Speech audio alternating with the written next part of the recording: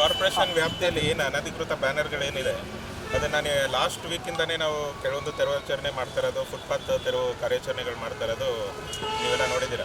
ಈ ಒಂದು ದಿನ ನಮಗೆ ಈಗ ನಿನ್ನೆ ಒಂದು ಕಂಪ್ಲೇಂಟ್ ಬಂದಿದ್ದೇನೆಂದರೆ ಎಲ್ಲ ಕಡೆ ಈ ಥರ ಬ್ಯಾನರ್ಸ್ ಜಾಸ್ತಿ ಆಗಿದೆ. ಮತ್ತು ನಾವು ಚೆನ್ನಮ್ಮ ಸರ್ಕಲ್ನ ಈಗ ಲಾಸ್ಟ್ ವೀಕೆ ನಾವು ಎಲ್ಲ ಬ್ಯಾನರ್ಗಳನ್ನ ತೆಗೆದು ಇಲ್ಲಿ ಒಂದು ಬ್ಯೂಟಿಫಿಕೇಷನ್ ಮಾಡಬೇಕು, ಇಂಥ ಇಂಪಾರ್ಟೆಂಟ್ ಸರ್ಕಲಲ್ಲಿ ಈ ರೀತಿ ಬ್ಯಾನರ್ಗಳು ಇರಬಾರ್ದು ಅನ್ಅಥರೈಸ್ಡ್ ಆಗಿ ಅಂತ ಹೇಳ್ಕೊಂಡು ನಾವು ಕಾರ್ಯಾಚರಣೆ ಮಾಡಿದ್ವಿ. ಈ ನಿಟ್ಟಿನಲ್ಲಿ ಮತ್ತೆ ನಿನ್ನೆ ಇದೇ ರೀತಿ ಬ್ಯಾನರ್ಗಳು ಬಂದ ಒಂದು ಪಕ್ಷದಲ್ಲಿ ನಮಗೆ ಕಂಪ್ಲೇಂಟ್ಗಳು ಕೂಡ ಬಂತು. ಆ ಒಂದು ನಿಟ್ಟಿನಲ್ಲಿ ಇವತ್ತು ಇಮಿಡಿಯೇಟಾಗಿ ನಮ್ಮ ಪಾಲಿಕೆ ಸ್ಟಾಫ್ಗಳು ಅಷ್ಟೋ ಜನ ಇಂಜಿನಿಯರ್ಸು ಮತ್ತು DC ರೆವಿನ್ಯೂ ಅವರ ಒಂದು ಇದರಲ್ಲಿ ಇವತ್ತು ಒಂದು ಇದನ್ನು ತೆಗೆಸ್ತಾ ಇದ್ವಿ. ಈ ಬ್ಯಾನರ್ಸ್ ಏನಿದೆ ಅದು ಮೊನ್ನೆನೂ ಕೂಡ ಈಗ ರೀಸೆಂಟ್ಲಿ ನಾವು ಲಾಸ್ಟ್ ವೀಕಲ್ಲಿ ಒಂದು ಮೀಟಿಂಗ್ ಕೂಡ ಮಾಡಿದ್ವಿ ಪ್ರಿಂಟರ್ಸ್ ಆ್ಯಂಡ್ ಇವರ ಅಸೋಸಿಯೇಷನ್ ಅವ್ರಿಗೂ ಕೂಡ. ಏನಂದರೆ ಈಗ ಪಾಲಿಕೆಯಿಂದ ಒಂದು ಪರ್ಮಿಟೆಡ್ ಕಾಪಿನ ಇಟ್ಕೊಂಡು ಆ ಒಂದು ಪರ್ಮಿಟೆಡ್ ಕಾಪಿಲಿ ಇರ್ತಕ್ಕಂಥ ನಂಬರ್ನ ಪ್ರಿಂಟ್ ಮಾಡಿಕೊಂಡು ಆಮೇಲೆ ಯಾವುದೇ ಒಂದು ಬ್ಯಾನರ್ಗಳನ್ನ ಪ್ರಿಂಟ್ ಮಾಡಬೇಕು ಅಂತ ಅವ್ರಿಗೂ ಕೂಡ ಡೈರೆಕ್ಷನ್ಸ್ ಕೊಟ್ಟಿದ್ದೀವಿ. ಇಲ್ಲಾಂದರೆ ಪಾಲಿಕೆಯಿಂದ ಆ್ಯಕ್ಷನ್ಸ್ ತೊಗೋಬೇಕಾಗುತ್ತೆ ಅಂತಲೂ ಕೂಡ ಈ ಹಿಂದೆ ಆಲ್ರೆಡಿ ಒಂದು ಸತಿ ಹೇಳಿದ್ದೀವಿ ಅವರು. ಈ ನಿಟ್ಟಿನಲ್ಲಿ ಇವತ್ತು ಮತ್ತೆ ಚೆನ್ನಮ್ಮ ಸರ್ಕಲ್ನಲ್ಲಿ ಈ ರೀತಿ ಅನ್ಅಥರೈಸ್ಡ್ ಬ್ಯಾನರ್ಸ್ ಏನಿದೆ ಅದನ್ನು ತೆಗೆಸೋ ಒಂದು ಕಾರ್ಯಾಚರಣೆ ಇಲ್ಲ. ಅನುಮತಿಗೆ ಅರ್ಜಿಯನ್ನು ನಮ್ಮಲ್ಲಿ ಬಂದಿರಲಿಲ್ಲ. ನಮ್ಮಲ್ಲಿ ಈಗ ಏನಿದೆ DC ರೆವಿನ್ಯೂ ಈ ಒಂದು ಪರ್ಮಿಷನ್ಸ್ ಕೊಡೋದಕ್ಕೆ ಒಂದು ಅಧಿಕಾರಿ ಆಗಿರ್ತಾರೆ, ಸಕ್ಷಮ ಅಧಿಕಾರಿ. ಇಲ್ಲ, ಕಾರ್ಪೊರೇಷನಿಂದ ಯಾವುದೇ ಸಹಕಾರ ಇಲ್ಲ. ಈಗ ರೀಸೆಂಟಾಗಿ ಅವ್ರು ಬಂದಿದ್ದಾಗಲೂ ಕೂಡ ನಾವು ಕಾರ್ಪೊರೇಷನಿಂದ ನಾವೇನು ಮಾಡೋಕ್ಕಾಗೋದಿಲ್ಲ, ಇದು ಪ್ರೈವೇಟ್ ಕಾರ್ಯಕ್ರಮ ಇದ್ದಾಗ ನಮಗೆ ಸಂಬಂಧ ಇಲ್ಲ ಅಂತಲೇ ಹೇಳಿದ್ವಿ. ಈಗ ನಿಟ್ಟಿನಲ್ಲಿ ಇವತ್ತೇನು ಈ ಥರ ಬ್ಯಾನರ್ಸ್ ಹಾಕಿದ್ದಾರೆ, ಅದು ನಮ್ಮಲ್ಲಂತೂ ಪರ್ಮಿಷನ್ ಆಗಿಲ್ಲ. ಕಾರ್ಪೊರೇಷನಿಂದ ಯಾವುದೇ ವಿಧವಾದ ಪರ್ಮಿಷನ್ ಇಲ್ಲ. ಒಂದು ವಾರದಿಂದ ಇದೆ, ಇಲ್ಲಿವರೆಗೂ ಇದ್ದು ಅಂದರೆ ನಿಮ್ಮ ಮೇಲೆ ಯಾರಾದರೂ ಒತ್ತಡ ಅಂತ ತೆಗಿತಾ ಇದ್ರೆ ಅಥವಾ ಈ ಒಂದು ವಾರ ಗಂಟೆ ಈಗ ಏನಂದರೆ ಇಲ್ಲ, ಈಗ ಯಾವುದೇ ಒಂದು ಇದರಲ್ಲಿ ನೀವೇ ನೋಡಿರ್ಬೋದು, ಲಾಸ್ಟ್ ವೀಕು ಕೂಡ ನಾವು ಕಾರ್ಯಾಚರಣೆ ಮಾಡಿದ್ವಿ. ಇದು ಕಂಟಿನ್ಯೂಸ್ ಆಗಿ ನಡೀತಾ ಇರ್ತಕ್ಕಂಥ ವಿಷಯ.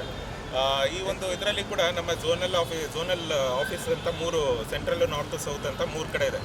ಆ ಒಂದು ಝೋನಲ್ ಕಮಿಷನರ್ಗಳ ನೇತೃತ್ವದಲ್ಲಿ ಸಂಬಂಧಪಟ್ಟ ಅಸಿಸ್ಟೆಂಟ್ ಎಕ್ಸಿಕ್ಯೂಟಿವ್ ಇಂಜಿನಿಯರ್ಸ್ ಸೇರಿದಂತೆ ನಾವು ಒಂದು ಕಮಿಟಿನೂ ಕೂಡ ರಚನೆ ಮಾಡಿದ್ದೀವಿ. ಅವರು ಈ ಬಗ್ಗೆ ಮುಂಜಾಗ್ರತೆಯಾಗಿ ಅವರೇ ನೋಡಿಕೊಂಡು ಇದನ್ನು ತೆರವುಗೊಳಿಸಬೇಕು ಅಂತ. ಈ ನಿಟ್ಟಿನಲ್ಲಿ ಎಲ್ಲೋ ಸ್ಲೋ ಆಗಿರಬಹುದು, ಅವ್ರಿಗೂ ಕೂಡ ನಾವು ಇನ್ಮೇಲೆ ಸ್ಟ್ರಿಕ್ಟ್ ವಾರ್ನಿಂಗ್ ಕೊಡ್ತೀವಿ. ಅವ್ರಿಗೂ ಕೂಡ ಜನ ಕಂಪ್ಲೇಂಟ್ ಕೊಡೋದಕ್ಕಿಂತ ಮುಂಚೆ ನಾವೇ ತೆಗೆಸೋ ಒಂದು ಕ್ರಮ ಆಗಬೇಕು ಅಂತ ಅದನ್ನು ಕೂಡ ಈಗ ನೆಕ್ಸ್ಟ್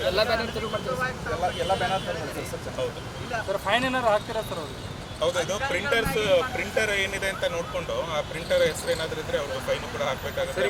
ಬೆಳಗಾವಿ ನಗರದಲ್ಲಿ ಈ ಅಭಿಯಾನಗಳು, ಜಾಗೃತಿಗಳು ಸಂಘ ಸಂಸ್ಥೆಗಳಿಂದ ನಡೀತಾ ಇರ್ತವೆ. ಸೊ ಈ ಒಂದು ಇದಕ್ಕೆ ಪರ್ಮಿಷನ್ ಕೊಡಲಿದ್ದಕ್ಕೆ ಏನು ಕಾರಣ?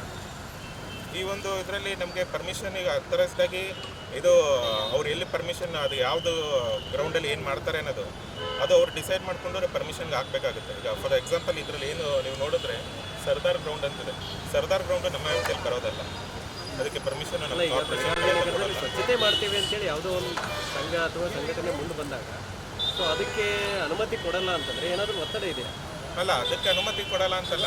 ಈಗ ಪ್ರೈವೇಟ್ ಕಾರ್ಯಕ್ರಮ ಈಗ ಡೈಲಿ ನಡೀತಾ ಇರ್ತಕ್ಕಂಥ ವಿಷಯಗಳು ಎಷ್ಟೋ ಕಡೆ ಏನು ನಡೀತಾನೆ ಇರುತ್ತೆ.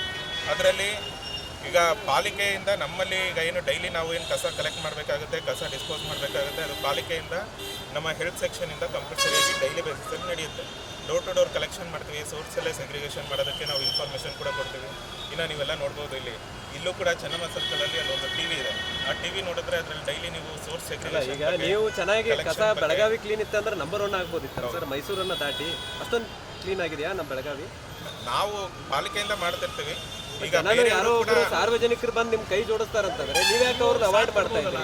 ಅಲ್ಲ, ಅದನ್ನ ಈಗ ನಾವು ನಮ್ಮ ಕಡೆಯಿಂದ ಮಾಡೋ ಕೆಲಸಗಳನ್ನ ನಾವು ಮಾಡ್ತೀವಿ. ಈಗ ನಮ್ಮ ಕೆಲಸನ ಬೇರೆಯವ್ರು ಮಾಡ್ತೀವಿ ಅಂದರೆ ನಾವು ಪಾಲಿಕೆಯಿಂದ ನಾವೇನು ಮಾಡಬೇಕಾಗುತ್ತೆ ಅದನ್ನು ನಾವು ಮಾಡ್ತೀವಿ. ಈಗ ಪ್ರಧಾನಿ ಮೋದಿ ಅವರು ಕಸ ಸ್ವಚ್ಛ ಮಾಡ್ತಾರೆ ಅಕ್ಟೋಬರ್ 2ಕ್ಕೆ. ಸೊ ಕ್ಲೀನ್ ಇದೆ ಇಂಡಿಯಾ ಅಂತ ಹೇಳ್ಬಿಟ್ಟು ಬಿಡಕ್ಕಾಗತ್ತಾ? ಬೆಳಗಾವಿ ಇದು ಡೈಲಿ ಬೇಸಿಸಲ್ಲಿ ಎಲ್ಲ ನಡೀತಾ ಇರ್ತಕ್ಕಂಥ ವಿಷಯ. ನಮ್ಮ ಕೆಲಸ ನಾವು ಮಾಡ್ತೀವಿ, ಅವ್ರ ಕೆಲಸ ಅವ್ರು ಮಾಡ್ತಿದ್ದಾರೆ. ಅವ್ರು ಯಾಕೆ ಮಾಡ್ತಿದ್ದಾರೆ ಅವ್ರು ಮಾಡಿದ್ರೆ ನಡೆಯುತ್ತೆ ಅಂತೀರಿ?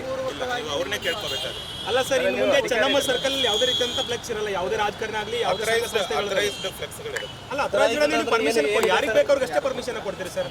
ಅಥರೈಸ್ಡ್ ಅಂದ್ರೆ ಏನಿದೆ ಸರ್ ಅದರದ್ದು? ಯಾವ ರೀತಿ ಸರ್ ಪರ್ಮಿಷನ್ ಕಂಡೀಷನ್ ಏನಿದೆ ಹೇಳಿ ಸರ್ ಅದರದ್ದು? DC ರೆವಿನ್ಯೂ ಅವರು ಇರ್ತಾರೆ, ಅವ್ರು ನಿಮ್ಗೆ ಡೀಟೇಲ್ಸ್. Sir mic